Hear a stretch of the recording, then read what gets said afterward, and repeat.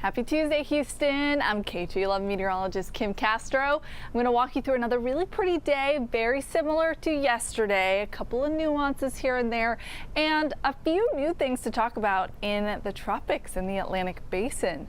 So we'll get to all that right now. If you're going to step outside for lunchtime, just know that there's some humidity outside. It's not so bad though. It could be a lot worse. 89 only feels, about 2 degrees warmer than the actual air temperature. Feels like 91.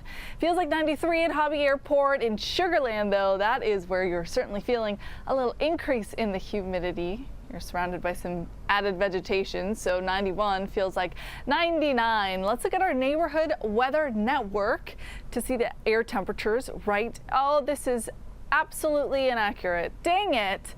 Looks like our sensors might be having a little bit of an issue. I wish it was 74 degrees in Pebble Rock Drive or in Shady River Drive in the low 70s.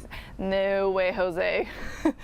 The fall temperatures are certainly not here just yet, so I don't want to give any false hope out there. We're in the upper 80s to low 90s area wide. 92 degrees by 3, 4 o'clock in the afternoon. That high temperature I think peaks a little higher than this. So the hottest point in the day I think happens right around 3:30. And notice we will have a couple clouds out there. Most of these are going to be what I like to call friendly clouds. So just giving you a little shade.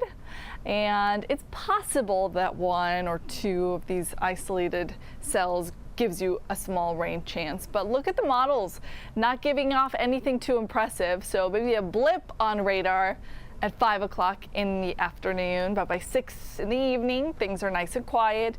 Tomorrow, I think maybe have a little bit of a better chance of seeing that sea breeze push in, so that's a snapshot at 1:30. I think from 1 to 5, maybe you want to be mindful that you could encounter a stray shower, so you might want to carry your umbrella with you. But other than that, we're really pretty quiet here locally. How about in the tropics? Okay, now 2 areas to monitor. A high likelihood of this becoming your next named storm here pretty soon. 90% chance not just over the next 7 days, but now over the next 2 days. So over the next 48 hours, high likelihood that we get another storm in the central Atlantic. And the National Hurricane Center also monitoring this cluster of storms coming off the west coast of Africa with a 20% chance of developing right there, that polygon in yellow that they have highlighted. So I'm keeping an eye on vorticity. So if I show you by Thursday what the storms are expected to do from some of our model runs, one of them does look to gain organization while the other looks to fizzle out. So that 20% chance area, not too concerned with that one. Now the storm system that's in the central Atlantic and moving closer and closer towards Bermuda, that's going to be one that we do want to keep our eye on. First and foremost, it could be not just our next named storm, but our next hurricane.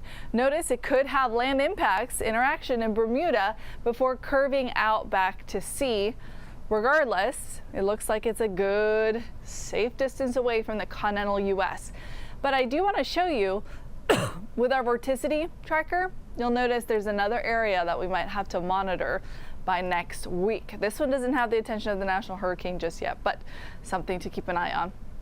Next name on the list would be Gabrielle, and it looks like we do have a high likelihood of that. Beyond Gabrielle would be off to Umberto. Here's a camera shot from Hotel Zaza. They have such a good little lunch at the hotel, by the way, in case you need any recommendations on where to go to have a nice bite today. Otherwise, Med Center looks really nice. You'll notice lots of sunshine. Everything looks clear. We're a little warmer than where we were yesterday. We're up by 2 degrees, but the breeze is actually pretty nice. It's only 5 miles an hour, but the winds right now are out of the northeast, which is a little bit of a less humid breeze than we've had the last few days. Now, something to note, under mostly clear skies, we do have ground level ozone to watch for today. So air quality right now is not bad. It's in the green or the yellow, which is good or moderate. It's once we start seeing it go to the orange, which is unhealthy for sensitive groups, that we do caution that you might want to spend just a little less time outside. So we suspect that could happen this afternoon, and these are some of the areas that are more prone to seeing that. Harris, Brazoria, and Galveston counties, which is why we got that ozone action day. Temperatures elsewhere, like I said, upper 80s to low 90s across the area. 88 degrees in Tomball, 91 in Sugar Land, Wharton 90, Palacios 90. So we are going to see temperatures climb a little bit more this afternoon, with the high making it up to 94 degrees. Tomorrow is a very similar day, pretty much a carbon copy. A 20% chance for an isolated shower. We repeat that again on Thursday, although I do think we see a little bit more sunshine on Thursday, and for that reason just a little bit more heat too. So we'll max out at 95. So far, we've had 10 days above average for the month of September. We should be in the low 90s, so we've been pretty steady in the mid 90s so far, and I think the outlook for the end of the month tells it all.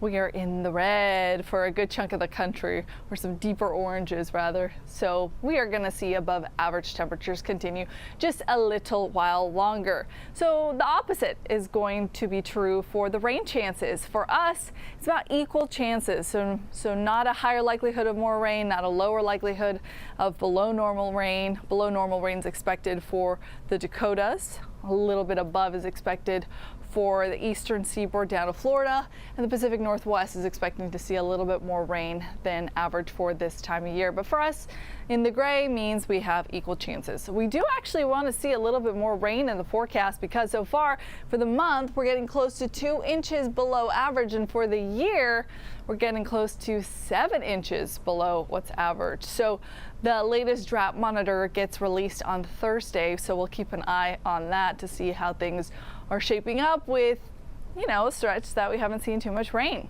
Rain expected for this week is not very significant, maybe a few inches for portions of the Panhandle, portions of South Texas, but for Southeast Texas, it's basically just a speck on the map, and the snapshot of the next 5-day rain potential tells the story. So that 20 to 30% rain chance is not all that impressive. The good thing with the lower rain chances is that you get to go outside, you get to plan, outdoor reservations, outdoor runs, walks, whatever you want to do. You don't have to be stressed out about when is it going to pour, how bad is it going to be raining, is there going to be lightning, is this going to get canceled, is that going to get canceled. 20% rain chance is nothing. We're pretty used to that. Temperature wise, we'll be in the low to mid 90s each and every day, so that's nice and steady as well. Okay. The next newscast is with meteorologist Pat Kavlin, and he is going to walk you through the 4, 5, and 6 and 10 o'clock newscast tonight. So he is in for our chief meteorologist David Paul, and he'll give you an update. I wouldn't be surprised if we get closer to that next named storm in the Atlantic Basin. So if that interests you, get your update this evening. Have a wonderful Tuesday.